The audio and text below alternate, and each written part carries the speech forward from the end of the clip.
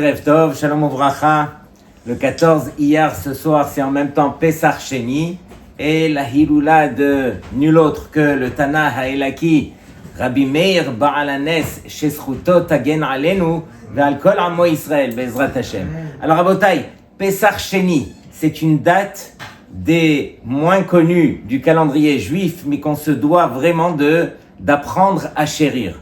Comme on le sait, il n'y a ni Sukkot Sheni, ni Shavuot Sheni, ni même Shabbat Sheni. Quelqu'un qui veut passer Shabbat le mardi dans la semaine, on va lui dire « Oh, reste chez toi ». Shabbat, c'est uniquement le jour qui a été choisi par Hachem lui-même. De même, on ne pourra pas passer Purim en Kislev ou bien Hanouka au mois de Hadar.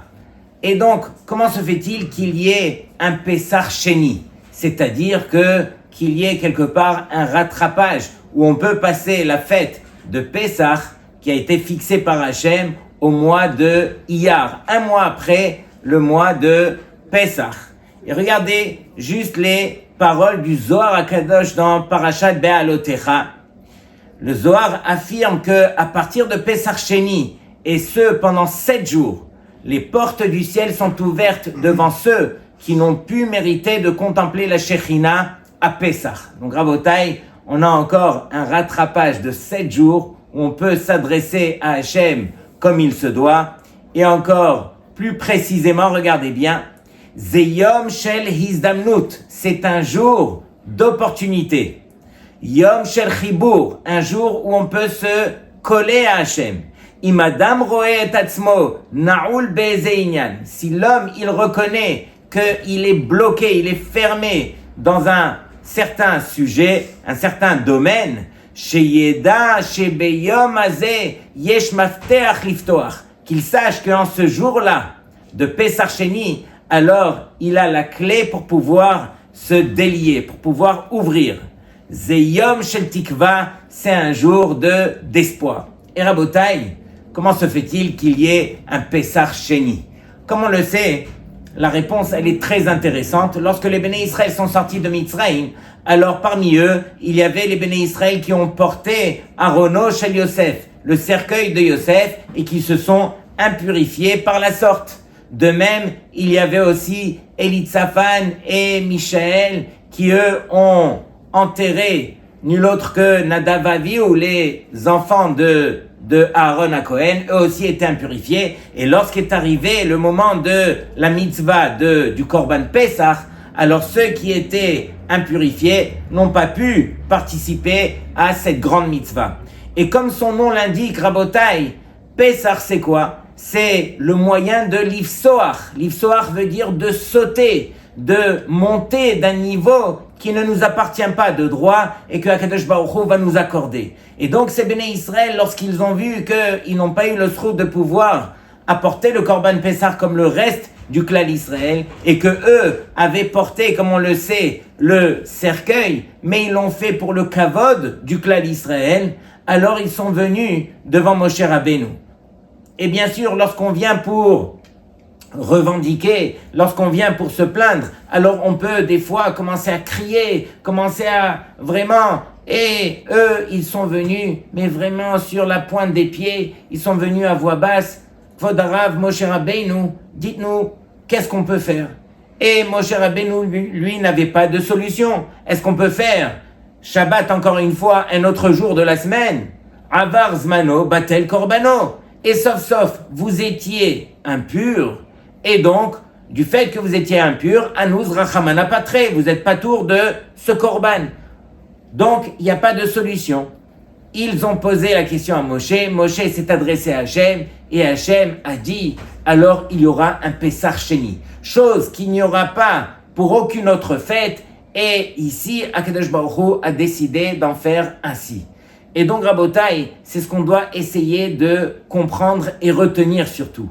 Lorsque on voit sur terre que finalement, il n'y a pas de tikkun, il n'y a pas de réparation, et que l'homme va venir, et qui ne va pas venir pour se plaindre, qui va pas venir pour essayer de voir les choses qui sont mal, qui va venir au contraire pour essayer de trouver la réparation, le tikkun, et qui va s'adresser à Hachem de la sorte, Akadosh Baruch Hu lui trouvera toujours le tikkun qui lui est propre à lui. Et donc c'est ça ce qu'on doit apprendre à garder à l'intérieur de nous. Lorsque on a du mal, alors qu'on cherche le tikkun et qu'on vient vers Hachem et qu'on demande à Hachem de manière sincère, et Akadosh Baruch Hu, qu'est-ce qu'il a entendu? Il a entendu la plainte de ces béné Israël qui étaient venus dire la manigara le vilti hakriv et korban Hachem. Pourquoi est-ce que finalement alors on va perdre cette mitzvah? C'est pas qu'ils sont venus ici revendiquer quelque part, on se plaint, on a à cause de vous, on n'a pas pu offrir le Korban Pessah, c'est pas du tout ça.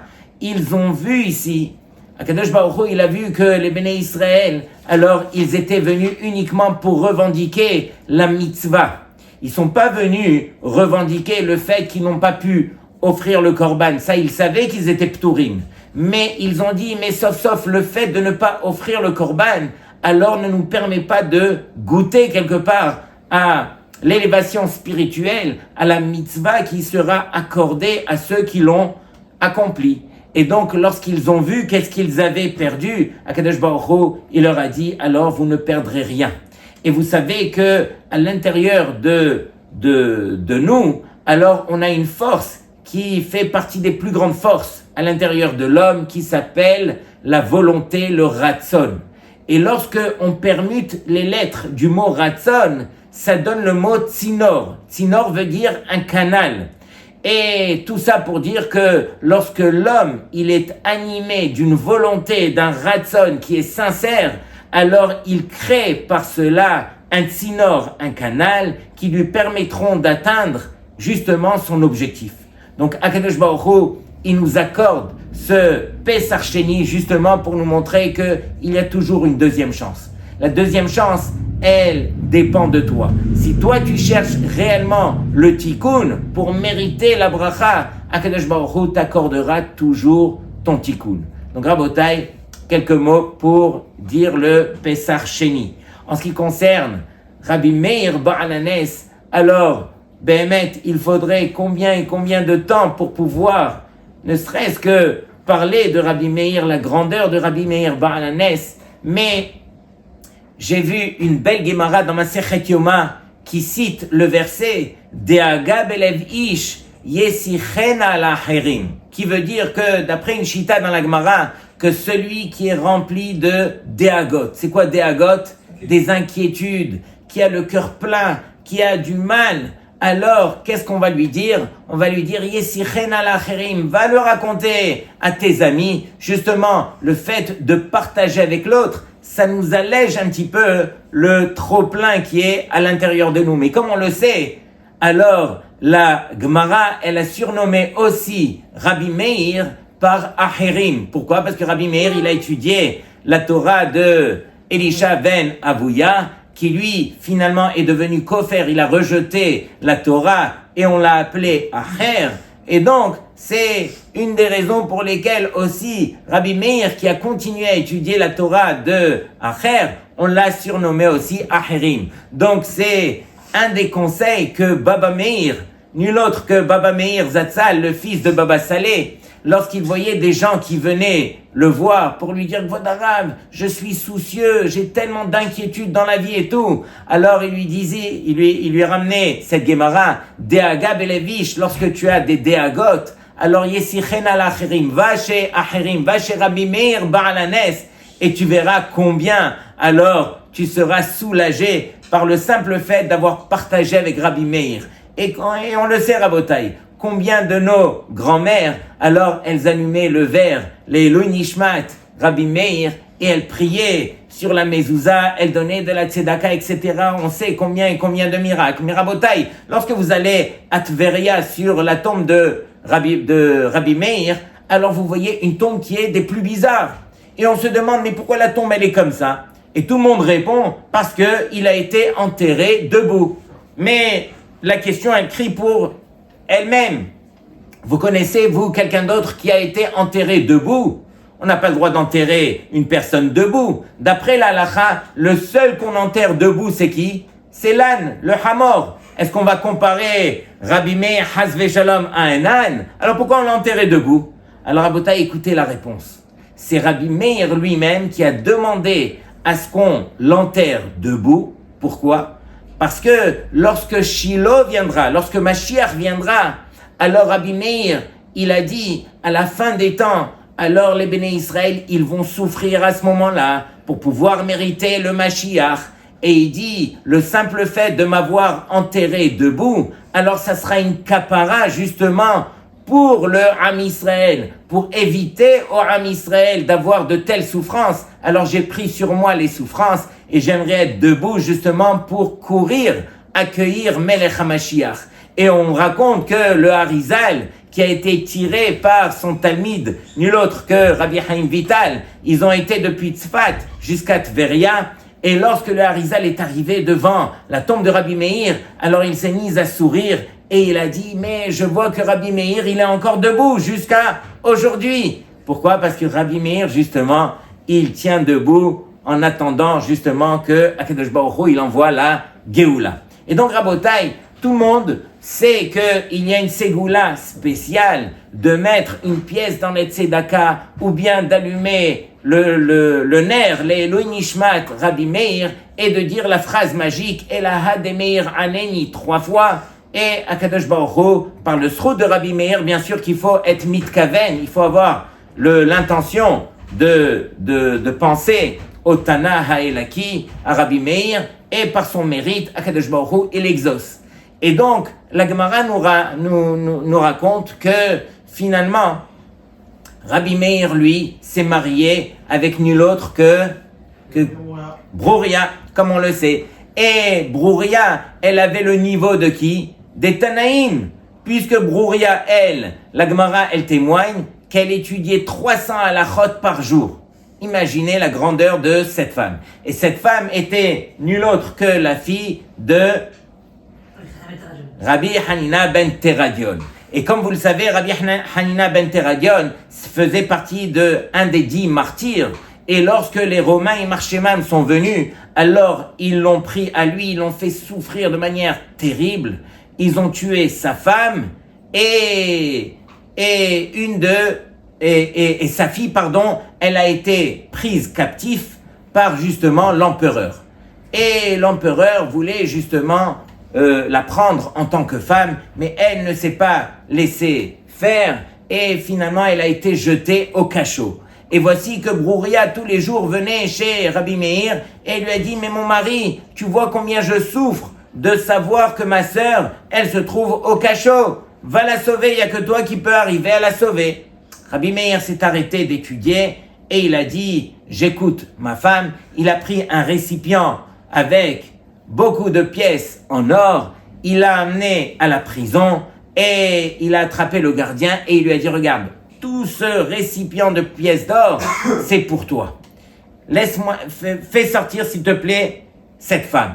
Et il lui dit, mais je ne peux pas, on va m'attraper, on va me tuer. Il lui dit, regarde, tu prends la moitié des pièces pour toi et l'autre moitié, tu vas la soudoyer justement pour que on t'épargne. Il dit, oui, mais après ça va se faire savoir par l'empereur. À partir de là, lorsque Rabbi Meir, il a vu que il hésitait, alors il lui dit, regarde, je te donne une phrase et lorsqu'on va t'attraper, alors tu auras juste à répéter Elaha de Meir Aneni et tu seras sauvé. Et il lui dit, mais montre-moi la preuve. Il y avait des chiens qui étaient là-bas, Rabbi Meir leur a jeté une pierre, ils sont venus vers lui, il a dit Elaha de Meir Aneni et tout de suite les chiens se sont calmés comme si ils étaient endormis devant le Rav, comme si de rien n'était.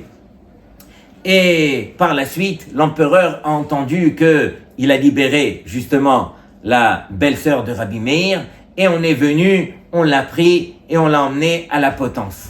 Et lorsqu'il était à la potence et qu'il avait la corde autour du cou, c'est là qu'il a répété la Hademir Aneni plusieurs fois et ils n'ont pas compris, mais ils n'arrivaient pas justement à le pendre. Et il s'en est sorti par miracle et justement il a été libéré. Donc, Rabotai, ce qu'il y a de plus important, c'est de réaliser que lorsqu'il y a la hiloula d'un tzaddik, comme ce tzaddik, un tzaddik d'une dimension qu'on n'a pas idée, alors on se retourne vers Hachem et on dit à Hachem par le srout du Tana Haelaki, alors s'il te plaît, j'allume ce nerf et on sait pourquoi on allume le nerf. La Gemara nous raconte aussi que Rabbi Meir, lui, il y avait un tzaddik dans la ville qui s'appelait Rabbi Yehuda. Et Rabbi Yehuda, alors, il mariait sa fille. Mais combien dans la ville étaient jaloux de lui. Et donc, qu'est-ce qu'ils ont fait? Ils ont vu que Rabbi Yehuda, il avait récolté combien d'huile, parce qu'à l'époque, alors on cuisinait avec l'huile et on éclairait de partout grâce à l'huile. Ils sont venus au milieu de la nuit, justement la veille du mariage, et ils lui ont volé toute l'huile. Et plus que cela, ils sont partis dans tous les marchés de la ville et ils ont récupéré toute l'huile qu'il y avait dans tous les marchés. Il s'est réveillé, ce Rabbi Yehuda, et il s'est mis à pleurer. Il n'y a plus d'huile. Il a été au marché, il n'y a plus d'huile, etc. Mais c'est le mariage de ma fille ce soir.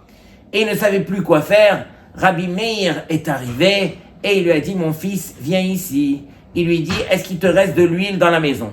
Non, Vodarav, il me reste plus rien. Va chercher un dernier récipient. Il lui a trouvé un dernier récipient où il restait encore quelques gouttes d'huile.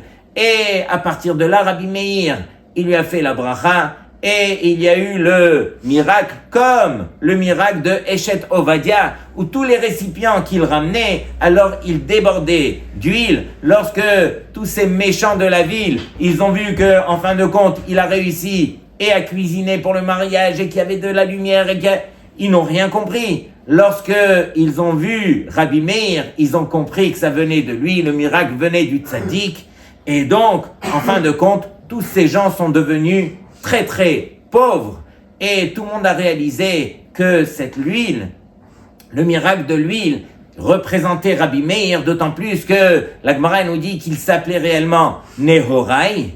Alors pourquoi on l'appelle Rabbi Meir? Parce qu'il était Meir ene Chachamim ba'alacha. Il éclairait les yeux des Chachamim grâce à la halacha qu'il enseignait. Bien sûr qu'on sait que Rabbi Meir, il était tellement puissant, tellement fort, que les Chachamim n'ont pas réussi à descendre au fond des pensées, de la logique de Rabbi Meir. Et donc c'est une des raisons pour lesquelles la halacha n'a pas été fixée comme Rabbi Meir. Mais tout ça pour montrer un petit peu, encore une fois, sa grandeur. Donc Rabotai, on allume le nerf ce soir et on se tourne vers Hachem et on dit à Hachem, s'il te plaît, par le srout de ce grand tzaddik qui lui a fait son tikkun sur terre, que lui a réalisé un petit peu toute ta volonté et chaque jour de sa vie c'était la volonté d'Hachem, que nous aussi on est le srout, que Akadosh Baruch Hu, il écoute notre filote et qu'il préserve justement tout le Ham Israël là où il se trouve aujourd'hui, combien on a besoin de Yeshuot, de Géoula, que les Chayalim y puissent rentrer sains et saufs chez eux, et que les Hatoufim, eux aussi, les otages, et que on n'entende que la Simcha dans le Ham Israël. Amen. Amen.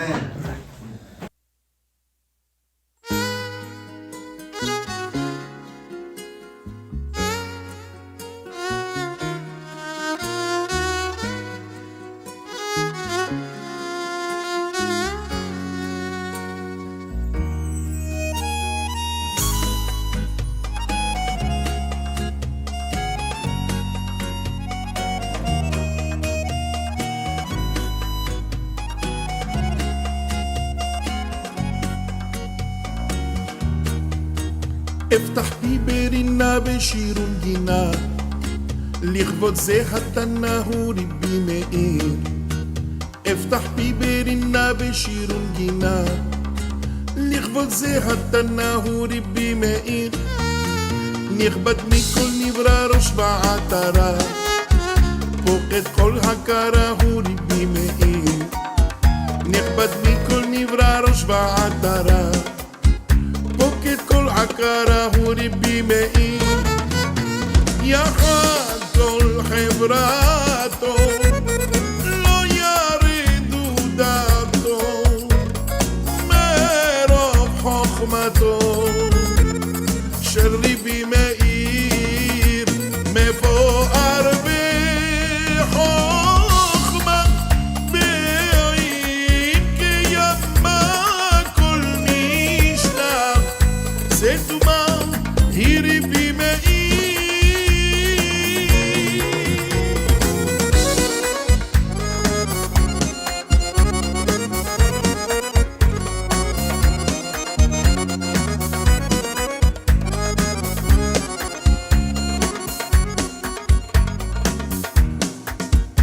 עם הנפש מרה זעם ועברה, ידור בעת צרה לרבי מאיר, יעד על כל פנים לנו דין בנים, הסכימו נבונים לרבי מאיר. רב הוא דעתי לעדיפותי, משום דחזיתי לרבי מאיר, חזקו וזמרו שירים, דומרו וגם היזהרו בכבוד רבי מאיר.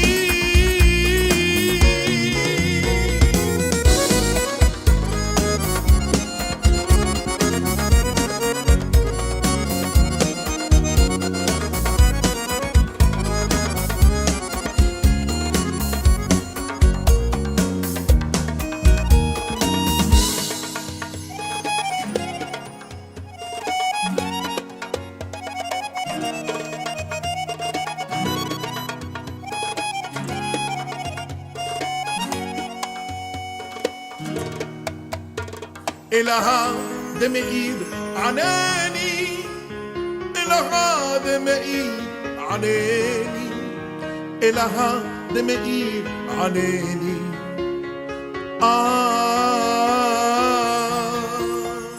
זכרו גזירתו כתקנתו, כתוב בתורתו של רבי מאיר. קבץ בזורנו לעיר קודשנו מרח עלינו אל הדמאיר. קבץ בזורנו לעיר קודשנו מרח עלינו אל הדמאיר.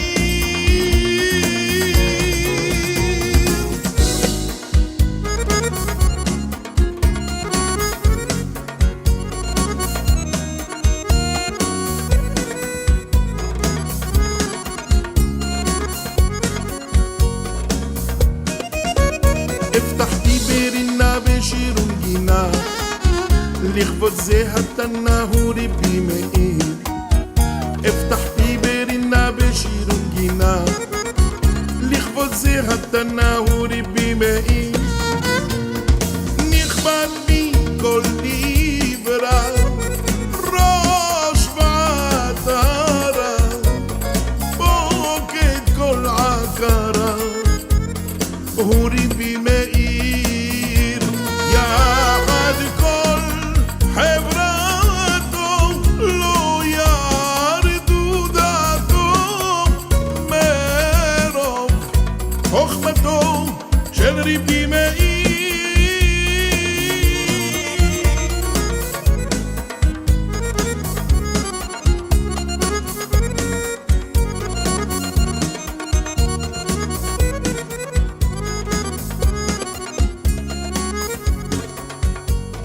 إلى هاد